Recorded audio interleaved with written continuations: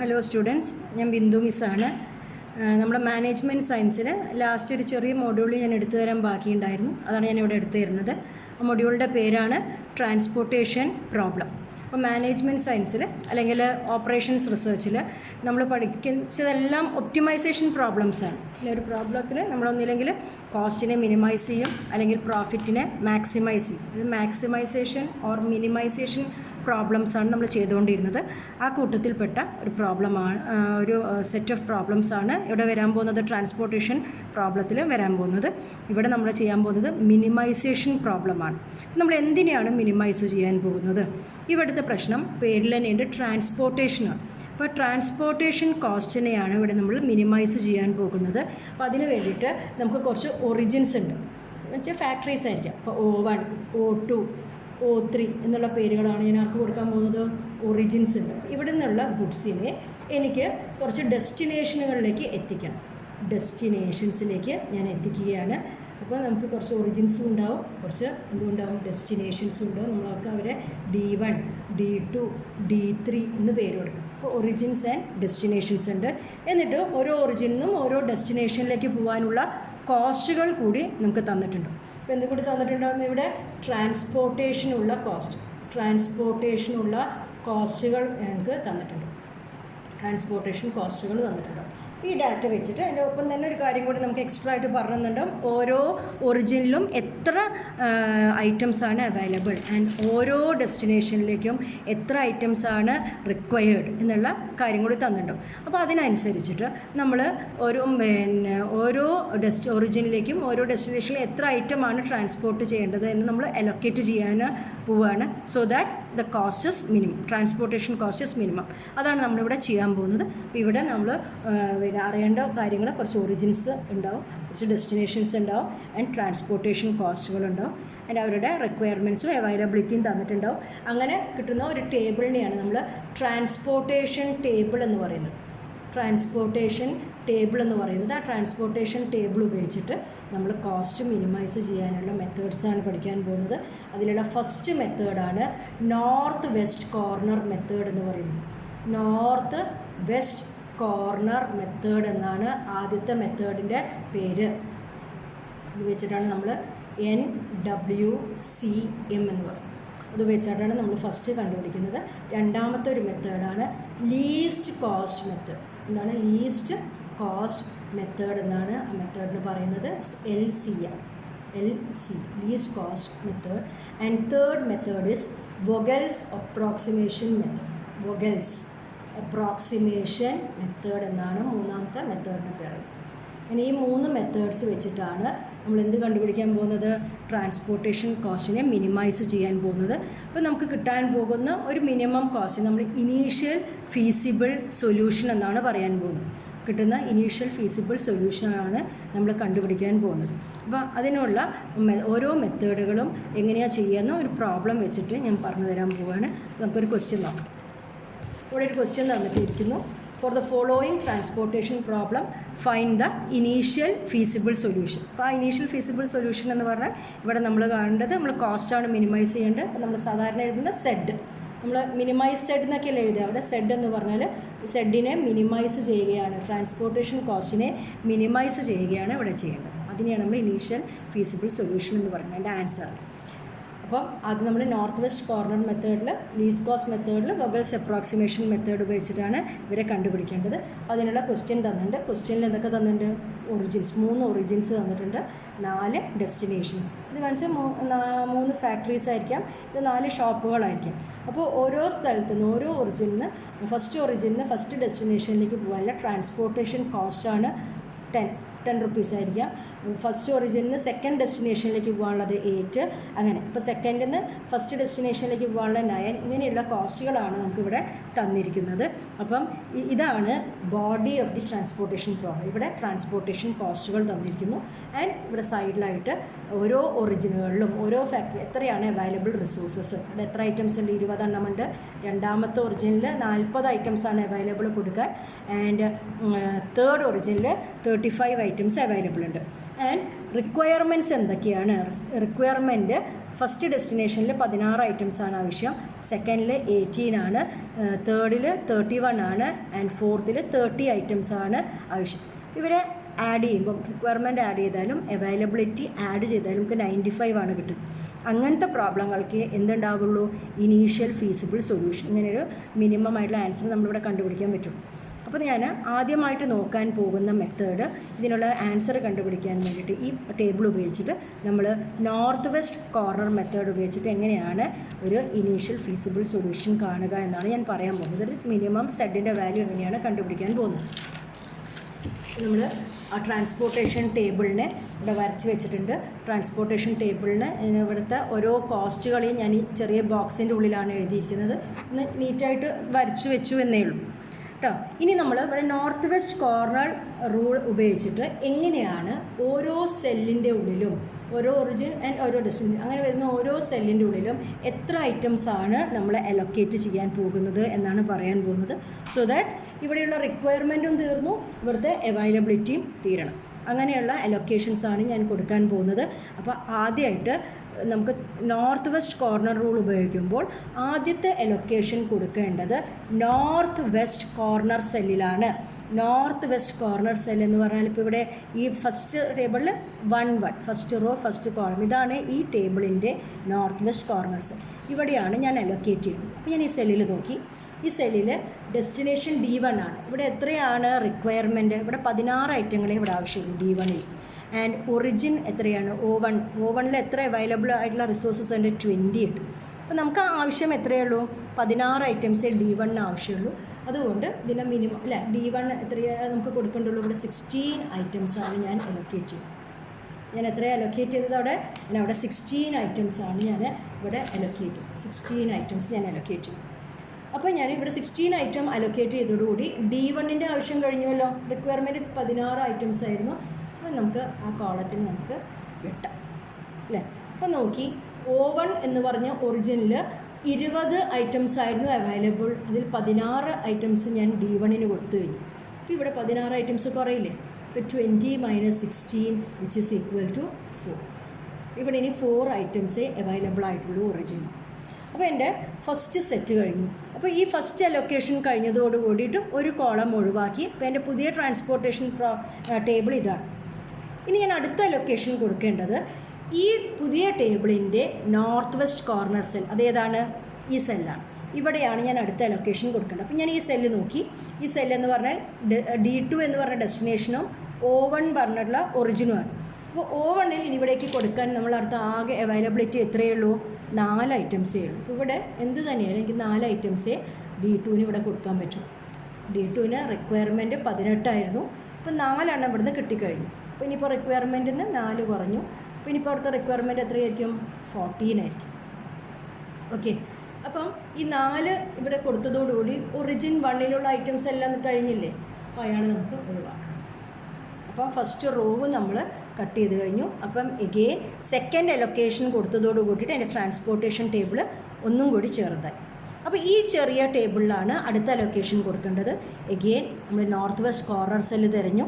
North west corner cell ഏതാണ്? ഈ സെല്ലാണ്. ഇവിടെയാണ് അലൊക്കേഷൻ കൊടുക്കേണ്ടത്. അപ്പോൾ ഇവിടെ നോക്കി, D2ൽ നമുക്ക് ആവശ്യം 14 ഐറ്റംസാണ് എനിക്ക് ആവശ്യമുള്ളത്. ആൻഡ് O2ൽ എനിക്ക് 40 ഐറ്റംസ് അവൈലബിൾ ആയിട്ടുണ്ട്. എനിക്ക് ആവശ്യമുള്ളതല്ലേ ഇവിടെ കൊടുക്കേണ്ടുള്ളൂ. അപ്പോൾ ഞാനിവിടെ 14 ഐറ്റംസ് ഇവിടെ അലൊക്കേറ്റ് ചെയ്തു അല്ലേ. 14 ഐറ്റംസ് ഇവിടെ അലൊക്കേറ്റ് ചെയ്തതോട് കൂടിയിട്ട് നമ്മൾ D2ൻ്റെ റിക്വയർമെൻറ്റ് പൂർണ്ണമായി. അപ്പോൾ ഇവിടെ എന്ത് പറ്റി? O2ൽ എന്ത് സംഭവിച്ചു? O2ൽ അവൈലബിൾ ആയിട്ട് 40 ഐറ്റംസ് ആയിരുന്നു ഉണ്ടായിരുന്നത്. അതിൽ 14 ഐറ്റംസ് നമ്മൾ കൊടുത്തു കഴിഞ്ഞു. അപ്പം 14 ഉള്ള അവൈലബിലിറ്റി കുറഞ്ഞു. അപ്പോൾ ബാക്കി ഇവിടെ അവൈലബിൾ എത്രയേ ഉണ്ടാവുള്ളൂ? 26 ഐറ്റംസേ ഉണ്ടാവും. എഗെയിൻ എൻ്റെ ടേബിള് കുറച്ചും കൂടി ചെറുതായി. ഈ ചെറിയ ടേബിളിൽ നോർത്ത് വെസ്റ്റ് കോർണർ സെല്ലിലാണ് ഇനി അടുത്ത അലൊക്കേഷൻ കൊടുക്കേണ്ടത്. ഈ സെല്ലിൽ നോക്കി, ഈ സെല്ലിലത്തെ അവൈലബിലിറ്റി 26 ആണ്, റിക്വയർമെൻറ്റ് 31 ആണ്. നമുക്ക് അവൈലബിൾ ആയതല്ലേ കൊടുക്കാൻ പറ്റുള്ളൂ. ഇപ്പോൾ 26 ഇവിടെ കൊടുത്തു. 26 കൊടുത്തതോടുകൂടി O2ലുള്ള സാധനങ്ങളെല്ലാം തീർന്നു. ഇവിടുത്തെ റിക്വയർമെൻറ്റ് 26 പൂർണ്ണമായിട്ട് ഇനി ബാക്കി എത്രയാണ് റിക്വയർമെൻറ്റ് ഉള്ളൂ? D3ക്ക് 31 - 26 5 ഐറ്റംസേ ബാക്കി റിക്വയർമെൻറ്റ് ഉള്ളൂ. അപ്പോൾ ഈ അലൊക്കേഷനോടുകൂടി വീണ്ടും എൻ്റെ ട്രാൻസ്പോർട്ടേഷൻ ടേബിൾ ചെറുതായിരിക്കുന്നു. ഇവിടെ അടുത്ത north west corner cell is this. ഇവിടെ ഞാൻ നോക്കി, ഇവിടെ 5 റിക്വയർമെൻറ്റ്, അവൈലബിലിറ്റി ഈസ് 35.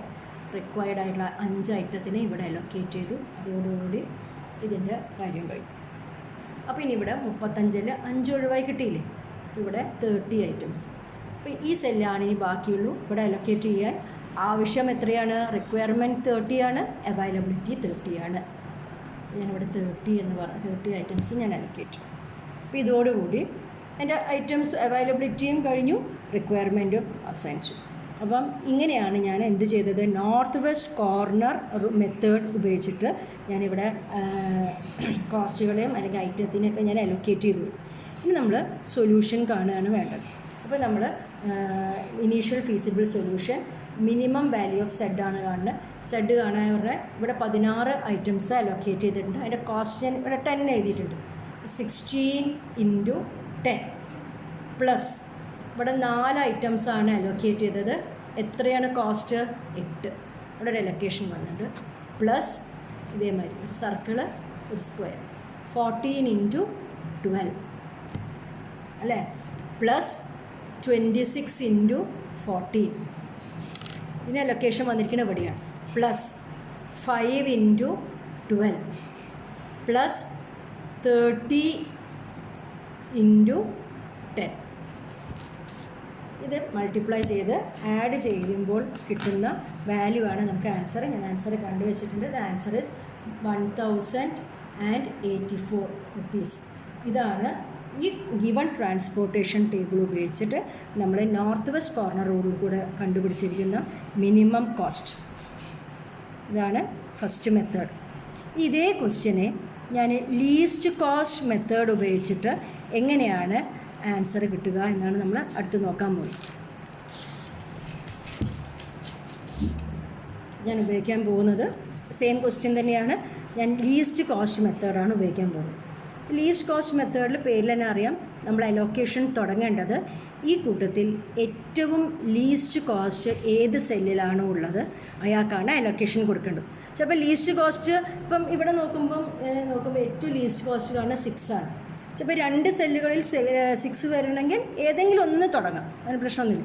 അപ്പോൾ ഞാനിവിടെ നോക്കി ഈ ട്രാൻസ്പോർട്ടേഷൻ ടേബിളിലെ ഏറ്റവും ലീസ്റ്റ് കോസ്റ്റ് വന്നിരിക്കുന്നത് എവിടെയാണ് നോക്കി. അപ്പോൾ നോക്കുമ്പോൾ 6 ആണ് അല്ലേ ലീസ്റ്റ് കോസ്റ്റ് വന്നിരിക്കുന്നത്. അപ്പോൾ ഞാൻ ആദ്യത്തെ അലൊക്കേഷൻ 6-ന് കൊടുക്കുകയാണ്. അപ്പോൾ നേരത്തെ ചെയ്ത മാതിരി തന്നെ 6 എന്ന് പറയുമ്പോൾ D4 വരുന്നുണ്ട്, O2 വരുന്നുണ്ട്. D4-ലെ റിക്വയർമെൻറ്റ് 30 ഉള്ളൂ. അപ്പോൾ ഞാനിവിടെ 30 എന്ന് പറഞ്ഞതിന് ഐറ്റത്തിന് ഞാനിവിടെ അലൊക്കേറ്റ് ചെയ്തു. അപ്പോൾ 30 അലൊക്കേറ്റ് ചെയ്തതോടുകൂടി D4-ൻ്റെ റിക്വയർമെൻറ്റ് അവസാനിച്ചു. O2-ൽ എന്ത് സംഭവിച്ചു?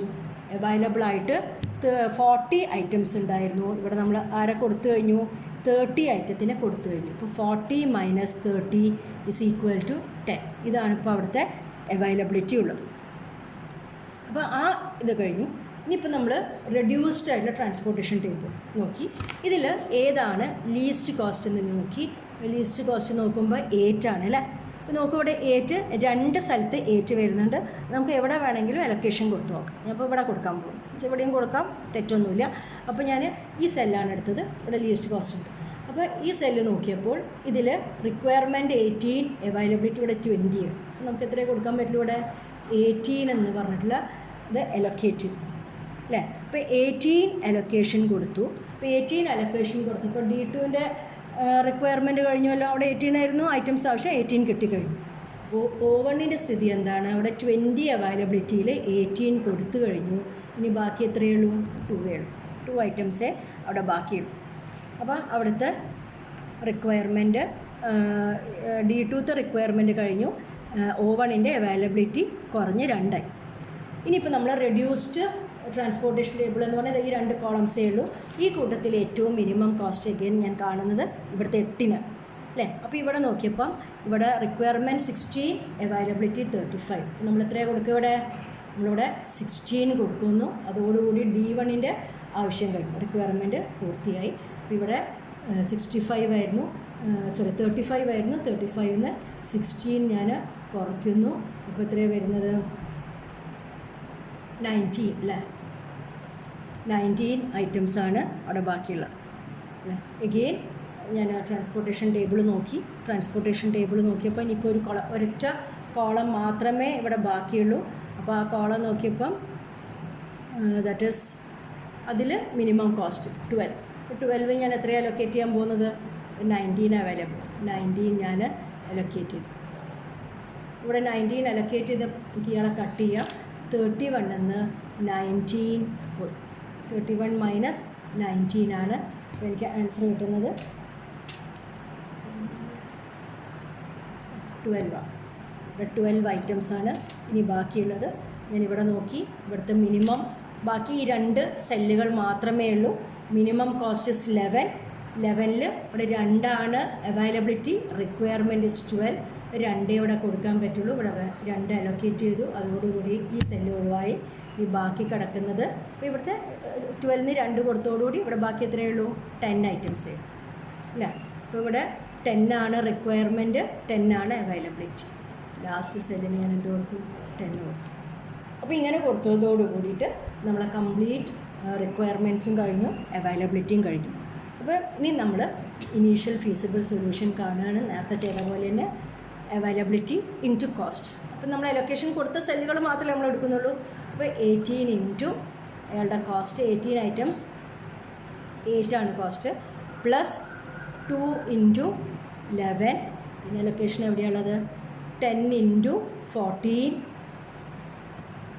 അല്ലേ, plus 30 into 6 plus 16 into 8 plus 19 into 12.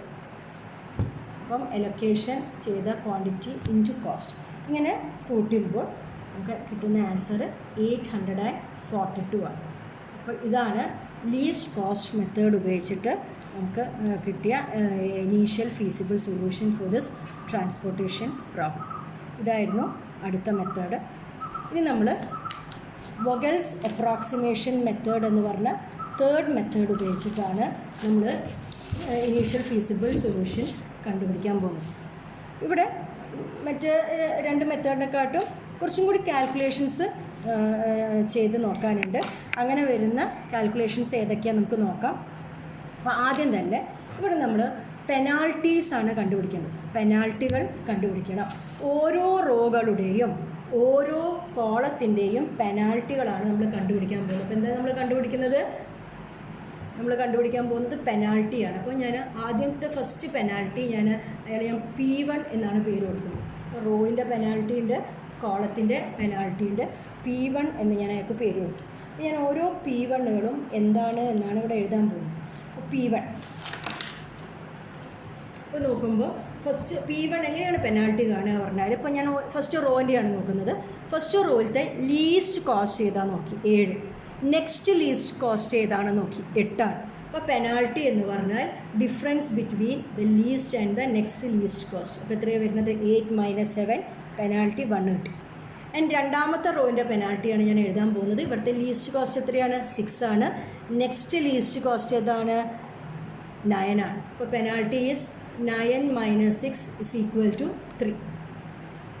Next റോയിലേക്ക് വരുമ്പോൾ ഇവിടുത്തെ least cost is 8, next least is 9. അപ്പോൾ 9 മൈനസ് 8 1, പെനാൾട്ടി 1 ആണ്. അപ്പോൾ റോവുകളുടെ പെനാൾട്ടികൾ ഞാൻ എഴുതി വെച്ചു. ഇനി കോളത്തിൻ്റെ പെനാൾട്ടിയാണ് എഴുതാൻ പോകുന്നത്. ഫസ്റ്റ് കോളം നോക്കി minimum is 8, next minimum is 9.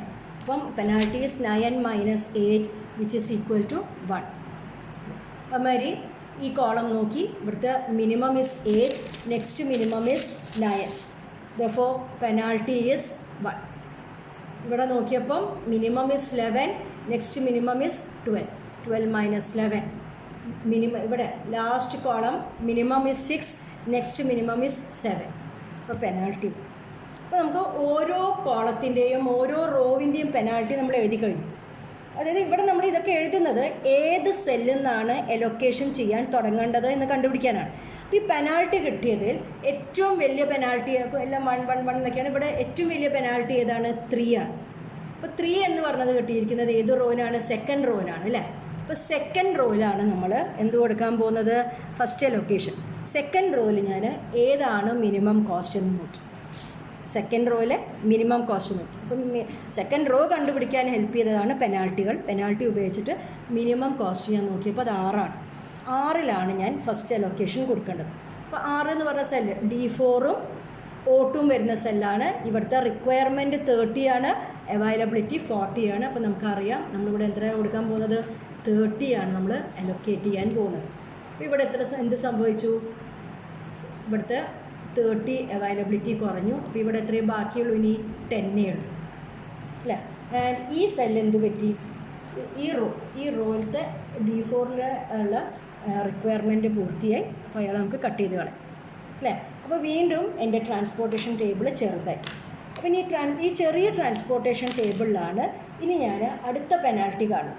അപ്പോൾ ഒരു കോളം ഒഴിവായി അല്ലേ. അപ്പോൾ ഞാൻ ഇവിടെ ഇതാണിപ്പോൾ എൻ്റെ ചെറിയ ട്രാൻസ്പോർട്ടേഷൻ ടേബിൾ. അപ്പോൾ രണ്ടാമത്തെ പെനാൽറ്റി ഞാൻ P2 ആണ് കണ്ടുപിടിക്കാൻ പോകുന്നത്. അപ്പോൾ P2 എന്ന് പറയുമ്പോൾ ഈ ഫസ്റ്റ് റോവിൻ്റെ പെനാൽറ്റി, ഇതിൽ ലീസ്റ്റ് കോസ്റ്റ് 8, നെക്സ്റ്റ് ലീസ്റ്റ് 10. അപ്പോൾ 10 - 8 പെനാൽറ്റി എത്രയാണ്, 2 ആണ്. രണ്ടാമത്തെ റോയിലേക്ക് വന്നു, ഇവിടെ least cost 9, next least 12, penalty 3.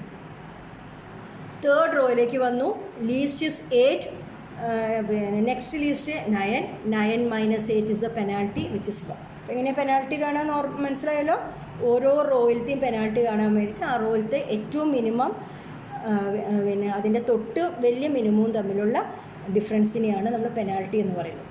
ഇപ്പോൾ കോളത്തിൻ്റെ പെനാൽറ്റിയാണ് നമ്മൾ കാണാൻ പോകുന്നത് P2 എങ്ങനെ കാണുന്നു, ഇവിടുത്തെ ഏറ്റവും മിനിമം 8 ആണ്, നെക്സ്റ്റ് മിനിമം ഇസ് 9 - 8 ഒരു ഡിഫറൻസാണ്.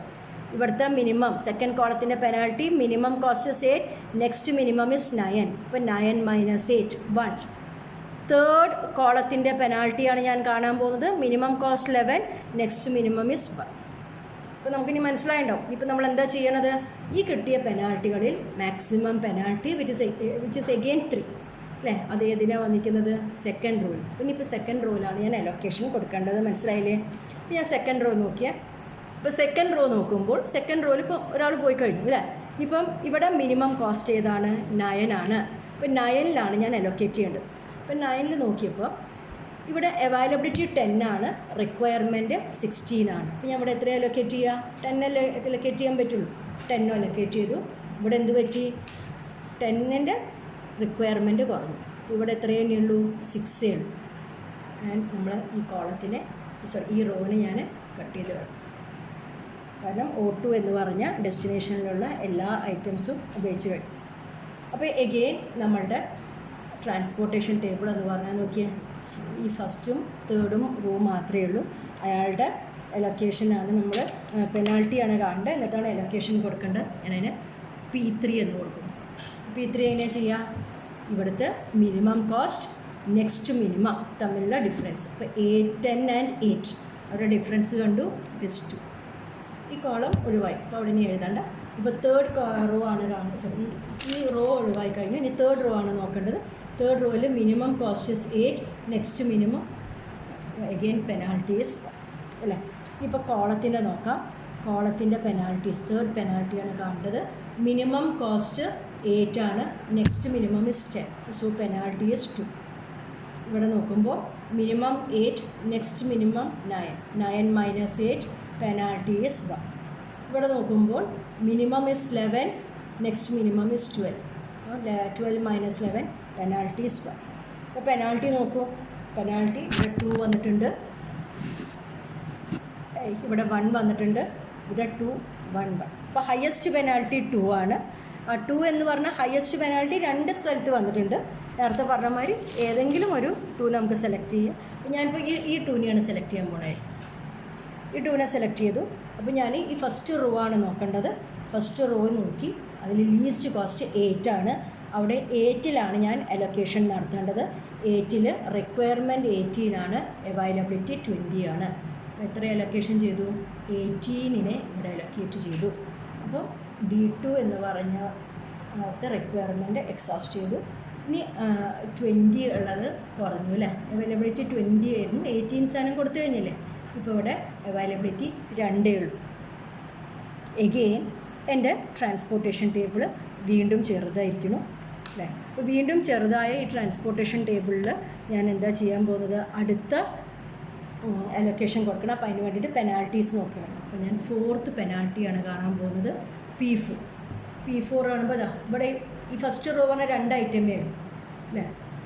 Least 10, next least difference 1. ഇപ്പോൾ ഈ റോ ഇല്ല, ഇവിടെ വന്നു, ഇവിടെ 8ഉം 12ഉം. 8 - 12 പെനാൽറ്റി ഈസ് 4. ഇനി കോളത്തിൻ്റെ പെനാൽറ്റിയാണ് നോക്കാൻ പോകുന്നത്, P4. ഇവിടെ smallest cost is 8, next smallest is 10.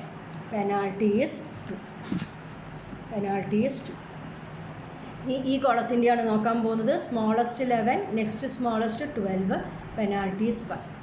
അപ്പോൾ നോക്കുമ്പോൾ ഇവിടെ ക്ലിയർ ആയിട്ട് ഹയസ്റ്റ് പെനാൽറ്റി 4 ആണ്. ആ വന്ന റോ, ആ റോ ആണ് ഞാൻ എടുക്കാൻ പോകുന്നത്. ആ റോയിലത്തെ സ്മോളസ്റ്റ് കോസ്റ്റാണ് ഞാൻ നോക്കിയത്. സ്മോളസ്റ്റ് കോസ്റ്റ് എത്രയാണ്? 8 ആണ് അല്ലേ? അപ്പോൾ 8ൽ അലൊക്കേറ്റ് ചെയ്യാൻ പോവാണ്. ഇവിടെ റിക്വയർമെൻറ്റ് 6 ഉള്ളൂ, അവൈലബിലിറ്റി 35 ഉണ്ട്. ഞാനിവിടെ 6 എണ്ണത്തിന് അലൊക്കേറ്റ് ചെയ്തു. അപ്പോൾ ഇവിടെ എന്ത് പറ്റി? ഇവിടുന്ന് 6 എണ്ണം കുറഞ്ഞു അല്ലേ അവൈലബിലിറ്റിയിൽ. അപ്പോൾ അവൈലബിലിറ്റി ഇപ്പോൾ അവിടെ എത്രയായി? 29 ആയി മാറി അല്ലേ? അപ്പോൾ അതോട് കൂടിയിട്ട് എന്ത് പറ്റി? ഈ ഇവിടെയുള്ള കാര്യം എക്സോസ്റ്റഡ്. ഇപ്പം പെനാൽറ്റി നോക്കേണ്ട ആവശ്യമില്ല. ഇനി ഒരൊറ്റ കോളമേ ബാക്കിയുള്ളൂ. ആ കോളത്തിൽ മിനിമത്തിലാണ് അടുത്ത അലൊക്കേഷൻ നടത്തേണ്ടത്. ഇപ്പോൾ 11ഉം 12ഉം മാത്രമേ ബാക്കിയുള്ളൂ. 11ൽ റിക്വയർമെൻറ്റ് അവൈലബിലിറ്റി 2 ആണ്, റിക്വയർമെൻറ്റ് 31 ആണ്. ഞാനിവിടെ 2 കൊടുത്തു. 2 കൊടുത്തോടുകൂടി ഈ റോ ഒഴിവായി കിട്ടി. ഇവിടെ 2 കുറയും ചെയ്തു. That is 29. ഇവിടെ 29 ആണ് റിക്വയർമെൻറ്റ്, അവൈലബിലിറ്റി ഈ സെല്ലിൽ എത്രയാണ്? 29. ഇവിടെ 29 ചെയ്തു. അപ്പം മറ്റ് മെത്തേഡുകളെ അപേക്ഷിച്ചിട്ട് ഇവിടെ കുറച്ചും കൂടി അധികം കാൽക്കുലേഷൻ ചെയ്യേണ്ടി വന്നു. അതായത് മറ്റേത് ലീസ്റ്റ് കോസ്റ്റ് നോക്കിയിട്ട് കൊടുത്തിരുന്നു, മറ്റേ നോർത്ത് വെസ്റ്റ് കോർണർ സെല്ല് നോക്കിയിട്ട് കൊടുത്തിട്ടുണ്ടായിരുന്നു. പക്ഷേ ഇവിടെ നമ്മൾ അലൊക്കേഷൻ കൊടുക്കേണ്ട സെല്ല് കാണാൻ വേണ്ടിയിട്ട് പെനാൽറ്റീസ് കണ്ടുപിടിച്ചു. അപ്പം ഓരോ പ്രാവശ്യവും ട്രാൻസ്പോർട്ടേഷൻസ് പ്രോബ്ലം അല്ലെങ്കിൽ ട്രാൻസ്പോർട്ടേഷൻ ടേബിൾ റെഡ്യൂസ് ചെയ്യുന്നതിനനുസരിച്ച് വീണ്ടും പെനാൽറ്റീസ് കണ്ടു. ഹയസ്റ്റ് പെനാൽറ്റി ഉള്ള റോവോ കോളോ സെലക്ട് ചെയ്ത് ആ കൂട്ടത്തിലെ ലീസ്റ്റ് കോസ്റ്റിലായിരുന്നു നമ്മൾ അലൊക്കേഷൻ കൊടുത്തിട്ടുണ്ടായിരുന്നു. അതാണ് വ്യത്യാസം. അപ്പോൾ ഇവിടെ നമ്മൾ ഫുൾ എക്സോസ്റ്റ് ചെയ്ത് കഴിഞ്ഞു. എല്ലാ പിന്നെ അവൈലബിലിറ്റിയും തീർന്നിരിക്കുന്നു, റിക്വയർമെൻറ്റ്സും തീർന്നിരിക്കുന്നു. ഇനി നമ്മൾ ഇനീഷ്യൽ ഫീസിബിൾ സൊല്യൂഷനാണ് നമ്മൾ കാണാൻ പോകുന്നത്. സെഡ് ഇസ് ഈക്വൽ ടു നമ്മൾ നേരത്തെ എഴുതിയ പോലെ 18 × 8 പ്ലസ് അലൊക്കേഷനുള്ള സെല്ലിൻ്റെ മാത്രമേ എടുക്കുള്ളൂ അല്ലേ? 2 × 11 plus availability 10 × 9 plus 30 × 6 plus 6 × 8 plus 29 × 12. ഇങ്ങനെയാണ് നമ്മൾ സെഡ് കാണുന്നത്. അലൊക്കേറ്റഡ് ക്വാണ്ടിറ്റി ഇൻറ്റു ദ കോസ്റ്റ്. അങ്ങനെ ചെയ്യുമ്പോൾ നമുക്ക് ഒരു ആൻസർ കിട്ടുന്നുണ്ട്. The answer is 832. ചെയ്താൽ കിട്ടുന്ന ആൻസർ എത്രയാണ്? 832. That is the initial feasible solution. അപ്പോൾ ഇത്രയേ ഉള്ളൂ ട്രാൻസ്പോർട്ടേഷൻ പ്രോബ്ലത്തിലുള്ള പ്രോബ്ലംസ്.